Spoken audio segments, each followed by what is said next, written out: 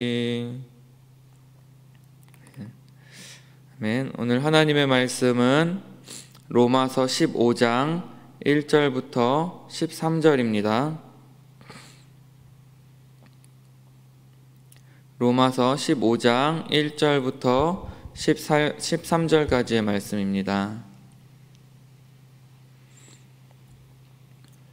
믿음이 강한 우리는 마땅히 믿음이 약한 자의 약점을 담당하고 자기를 기쁘게 하지 아니할 것이라.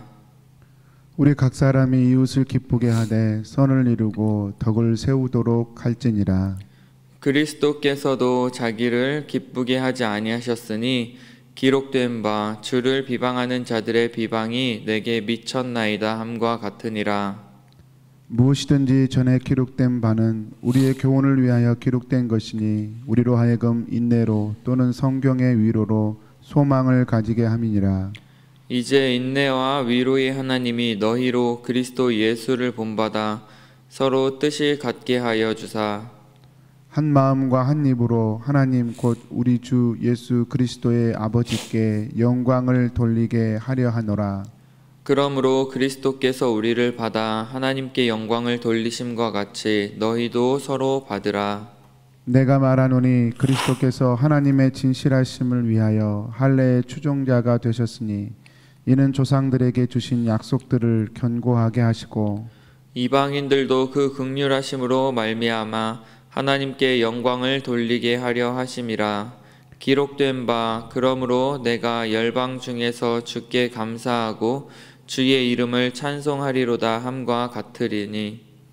또 이르되 열방들아 주의 백성과 함께 즐거워하라 하였으며 또 모든 열방들아 주를 찬양하며 모든 백성들아 그를 찬송하라 하였으며 또 이사야가 이르되 이새의 뿌리 곧 열방을 다스리기 위하여 일어나시는 이가 있으리니 열방이 그에게 소망을 두리라 하였느니라. 소망의 하나님이 모든 기쁨과 평강을 믿음 안에서 너희에게 충만하게 하사 성령의 능력으로 소망이 넘치게 하시기를 원하노라. 아멘. 네, 오늘 말씀을 통해서 우리가 살펴볼 수 있는 중요한 것은 우리는 섬기는 사람들이 되어져야 된다라는 것입니다. 특별히 오늘 말씀을 통해서 우리가 볼 수 있듯이 강한 자들이 약한 자들을 섬기는 것, 그것이 우리가 해야 될 일입니다. 믿음이 약한 자들의 약점을 우리가 담당해 주는 것, 그것이 강한 자들이 해야 될 일이다라고 성경은 이야기하고 있습니다. 근데 믿음이 강하고 약하고를 우리가 어떻게 알 수 있을까요? 특별히 여기서 이야기하고 있는 믿음이 강한 자다라는 것은 교회 안에서의 기득권을 이야기한다라고 볼 수도 있을 것입니다. 기득권을 가진 사람들은 교회 안에서 힘이 있습니다. 이 기득권이라는 말 자체도 사실은 교회 안에서 있어서는 안 되는 그러한 단어이기는 하지만 어쨌거나 교회를 오래 다니고 또 교회에서 어느 정도 또 자리를 차지하고 있다라고 하는 사람들의 모습을 보면 자신들이 발언권도 세고 또 교회의 사정들도 누구보다 더 잘 알고 있다라고 생각을 합니다. 그리고 인맥도 넓고 그들은 자신의 뜻에 맞는 사람들을 모아서 자신만의 그룹을 형성하기도 합니다. 어떤 사람들은 직분을 가지게 되면 뭔가 교회 안에서 자기가 더 힘을 갖게 된다라고 착각하는 사람들이 있습니다. 아주 잘못된 착각이죠.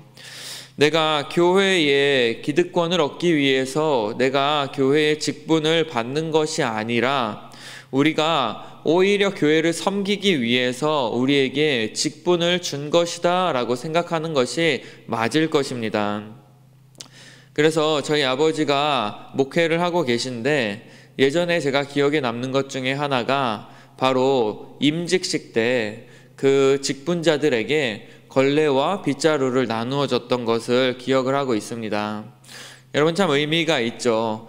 그 자리라는 것이 내가 그곳에 군림해서 사람들을 다스리고 내가 나의 이익을 챙기고 내가 높아지려고 하는 것이 아니라 오히려 내가 그 자리에 올라감으로 말미암아, 그 자리에 섬으로 말미암아 힘이 없고 어려운 사람들을 섬기고 그들에게 다가가기를 원한다라는 그 의미, 그것이 여러분들 가운데에도 있기를 원합니다.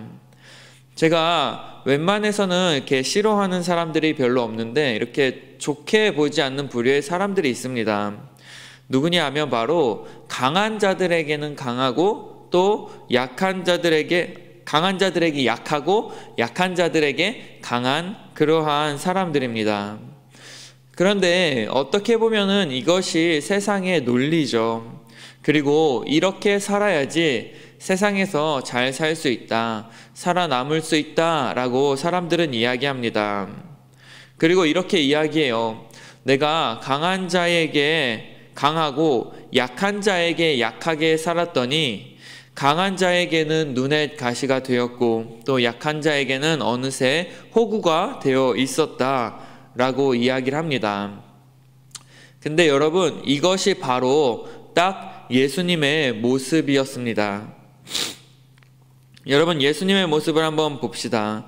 그 당시에 기득권을 가지고 있었던 사회의 상류층이었던, 힘이 있고 또 능력이 있었던, 그리고 다른 사람들에게 나름 존경을 받고 있다라고 하는 그 바리새인들과 서기관 그리고 대제사장들을 정죄하시고 그들에게 심한 저주까지 퍼붓습니다.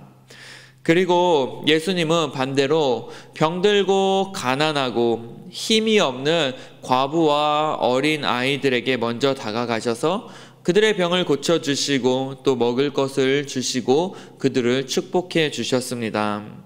그런데 예수님의 마지막은 어떠셨습니까? 결국 바리새인, 서기관, 대제사장들은 예수님을 죽이기로 결심합니다.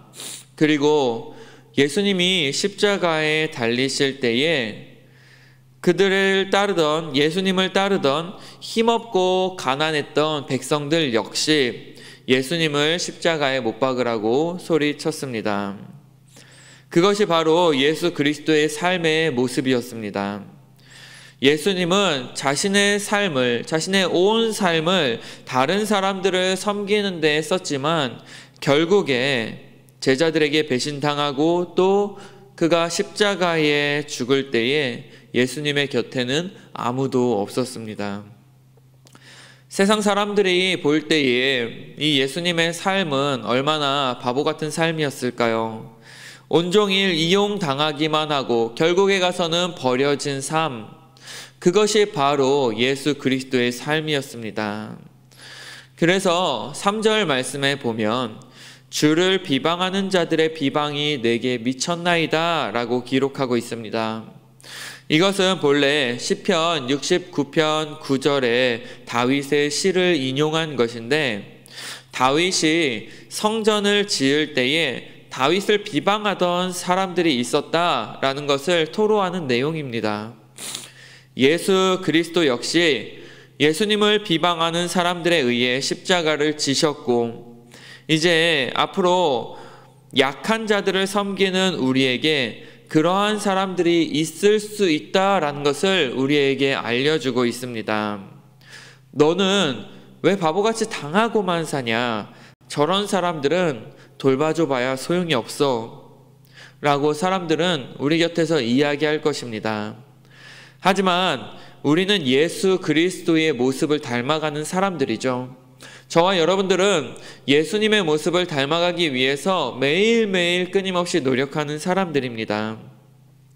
여러분, 예수 그리스도의 그러한 섬김이 있었기 때문에 예수 그리스도의 십자가가 있을 수 있었습니다. 이 세상의 창조주이시고 전지전능한 신이 낮고 낮은 그 인간의 모습으로 이 땅에 온 것 자체가 얼마나 큰 섬김입니까? 그리고 이제 그 십자가를 우리 역시 지고 가기를 원하십니다.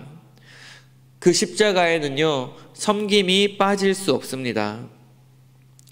하나님이 우리에게 주실 모든 것들은요, 다른 사람들을 섬기기 위해서 있는 것입니다. 우리가 가진 집, 차, 돈, 명예, 지식, 건강, 재능, 이 모든 것들이요, 나를 위해서 주어진 것이 아니라 나보다 약하고 부족하고 힘이 없는 사람들을 섬기기 위해서 우리에게 하나님이 주신 것이다 라는 사실을 우리가 알아야 합니다. 내가 나에게 있는 그 모든 것들을 지금 하나님이 기뻐하시는 뜻대로 잘 사용하고 있는지 그렇지 않은지 돌아보는 방법은 바로 다른 사람들에게 그것들이 유익이 되는지 아니면 그것이 단순히 나 자신의 만족과 유익을 위해서 사용되어지고 있는지를 생각해 보면 됩니다. 오늘 본문 1절, 2절, 3절에서 계속해서 이야기하고 있는 것이 무엇입니까? 자기를 기쁘게 하지 않는다. 이웃을 기쁘게 한다. 그들에게 선을 이루고 그들에게 덕이 되어져야 한다라고 이야기하고 있습니다. 여러분, 그렇기 때문에요, 우리에게 있는 모든 것들이 자신을 기쁘게 하기 위함이 아니라 다른 사람들을 기쁘게 하고 그들에게 선이 되고 유익이 되게 하는 것이 되어질 때에 그것이 정말로 하나님 보시기에 의미 있는 것이 되어진다라는 사실을 우리가 믿어야 합니다. 좋은 차를 타던 청년이 있습니다.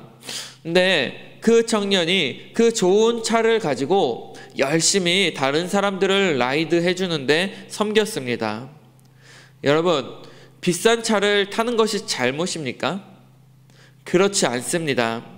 비싼 차를 타면서도 그것을 자신의 만족과 유익을 위해서 살아가는 것이 잘못된 것입니다. 대통령 혹은 국회의원이 되어서 명예를 얻는 것 자체가 나쁜 것이 아닙니다. 그 명예를 국민들의 안위와 국민들의 행복을 위해서 사용하지 않고 자신의 어떠한 정치적인 이념을 세우기 위해서 자신을 드러내기 위해서 사용하는 것이 잘못된 것이죠.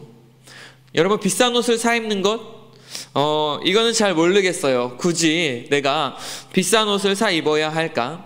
물론 필요에 따라서 옷을 사 입는 것이 중요하겠지만 그것이 다른 사람에게 덕이 되어지는 것인지는 우리가 한번 생각해 볼 필요가 있을 것입니다.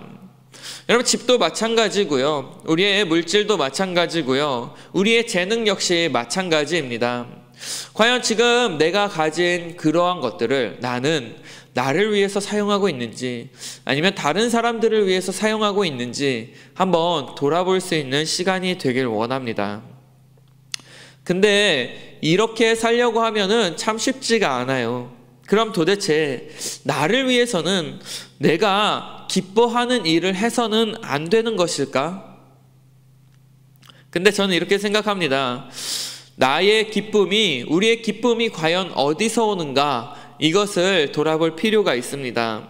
과연 나의 기쁨이 하늘에서부터 오는 것인지 아니면 이 땅 가운데에서부터 오는 것인지, 정말로 우리가 하나님과 깊은 교제 가운데에 그분을 사랑하며 살아가게 된다면 우리가 다른 사람들을 섬기는 것 자체가 오히려 우리의 기쁨이 되어질 것입니다.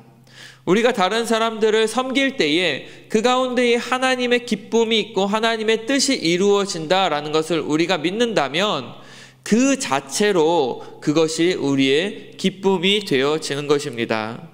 그리고 내가 그들에게 줄 수 있는 것 그 자체가 오히려 우리에게 감사함이 되어질 것입니다. 많은 사람들이 자녀들이 공부를 안 하면은 이렇게 얘기하죠. 야, 공부하는 게 다 너 잘 되라고 하는 거지. 너 좋으라고 하는 거지. 라고 이야기를 해요. 그래서 이렇게 이야기해줘. 야, 공부해서 남 주냐? 여러분, 근데 이것이 아니라 공부를 해서 남을 주는 것입니다. 공부해서 그 지식을 가지고 다른 사람들을 섬기고 나보다 약하고 부족하고 힘이 없는 사람들을 도와주고 또 교회를 섬기고 나아가 나라를 섬기는 사람이 되어야 하는 것입니다. 저와 여러분들의 자녀들 가운데에 이러한 축복이 있기를 원합니다. 여러분들의 자녀가 정말로 하나님의 복을 받고 그리고 또 이 세상 가운데에서도 인정받고 가지고 또 이 세상 가운데에 정말로 영향력을 가진 사람들이 되어서 정말 힘이 없고 부족하고 연약한 사람들을 도와주고 하나님의 뜻을 이 땅 가운데 이루어 줄 수 있는 그러한 귀한 자녀들로서 살아가기를 원합니다. 그래서 우리의 좀 마인드가 바뀌어야 될 것 같아요. 공부해서 남주자, 돈 벌어서 남주자, 열심히 노력해서 남주자. 이것이 바로 저와 여러분들의 마음이 되어지길 원합니다. 그럼에도 왜 사람들은 그렇게 섬기는 것을 힘들어 할까요? 왜 때로는 우리가 다른 사람들을 도와주고도 우리의 관계가 나빠지는 걸까요? 바로 다른 사람들을 도와주면서 다른 사람들을 섬기면서 그 가운데에 바라는 것이 있기 때문에 그렇습니다. 내가 이렇게 섬겼는데 왜 저 사람은 나를 이렇게 대할까? 내가 밥을 10번 정도 샀으면 그래도 최소한 커피 한 잔은 사야 되는 거 아니야? 이러한 뭔가 그 사람을 도와주고 섬길 때에 있는 보상 심리들이 우리를 힘들게 하고 어렵게 한다라는 거예요. 근데 여러분, 우리가 기억해야 될 것은 섬김에는 대가가 없다라는 것입니다. 우리가 어떤 대가를 바라고 섬기는 것은 이미 섬김이 아닌 거래가 되어지는 것이죠.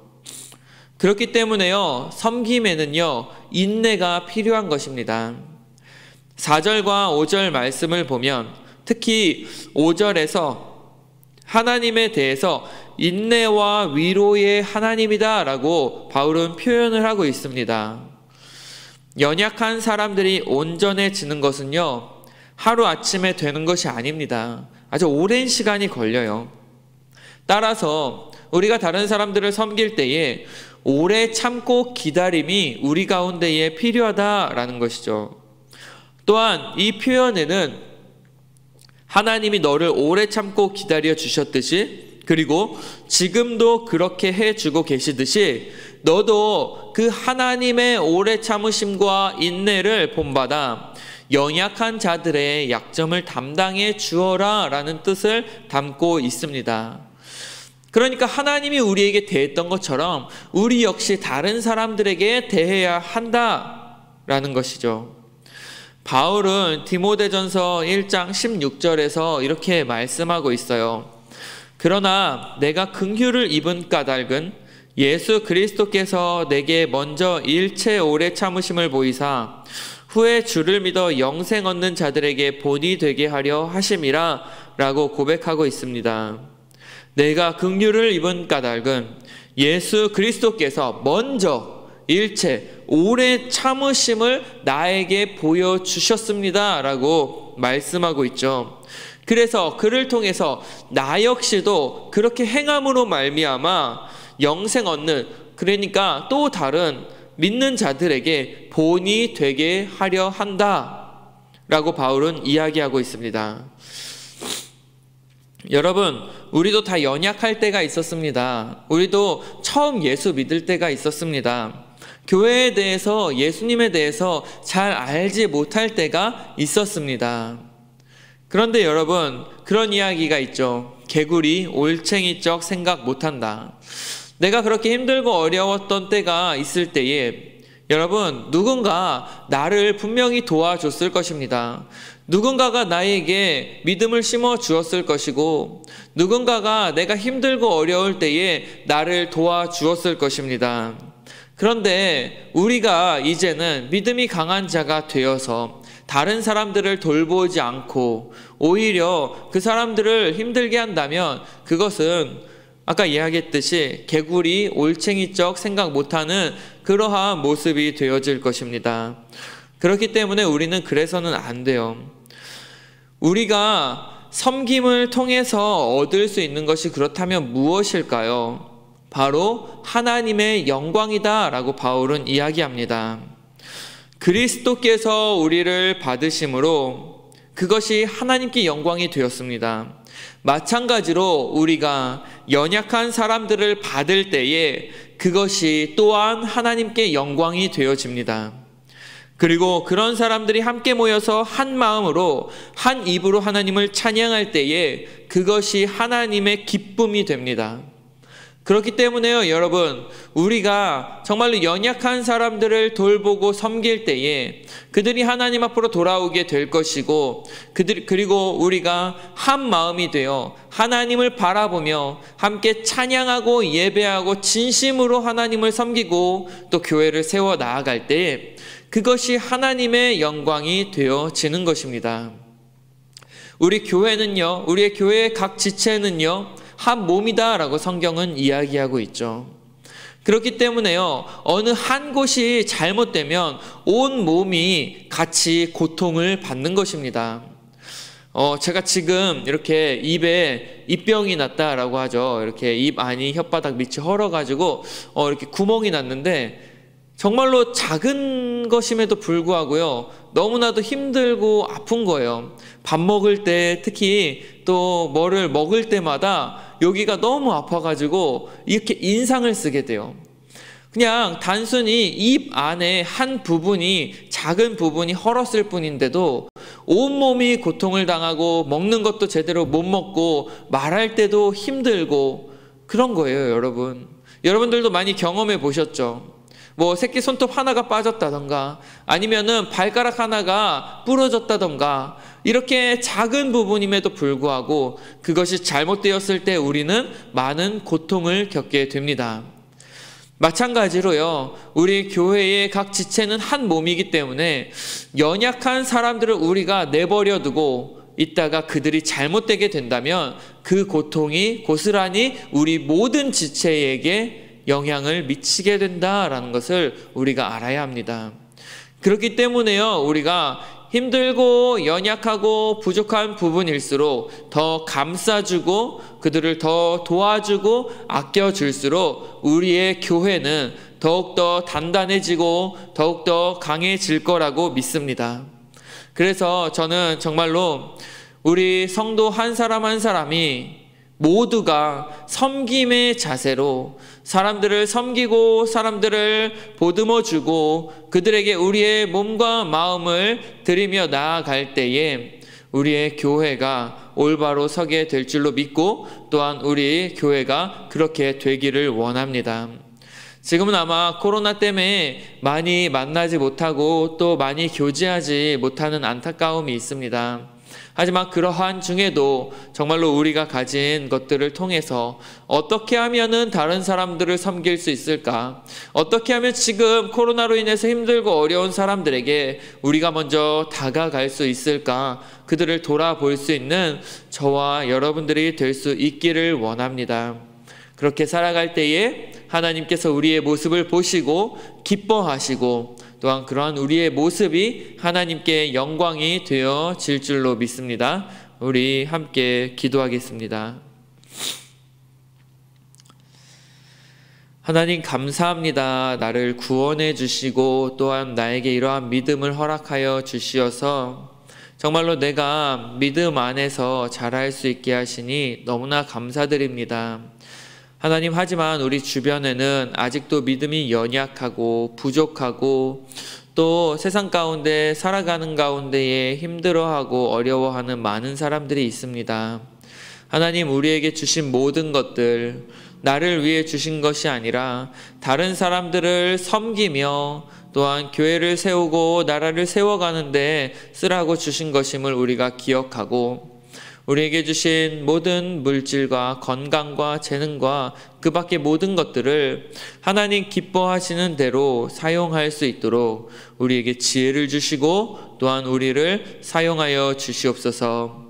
그래서 우리 교회 안에 정말로 힘들고 어려운 사람들이 한 사람도 없도록 우리가 그 사람들을 돌봐주고, 또한 그들이 결국에는 하나님께로 돌아와서 우리 모두가 한 마음과 한 입으로 하나님을 섬기며 나아갈 수 있도록, 정말로 든든히 서가는 교회가 되어질 수 있도록 우리 한 사람 한 사람을 하나님께서 사용하여 주시옵소서. 감사드리며 예수님의 이름으로 기도합니다. 아멘.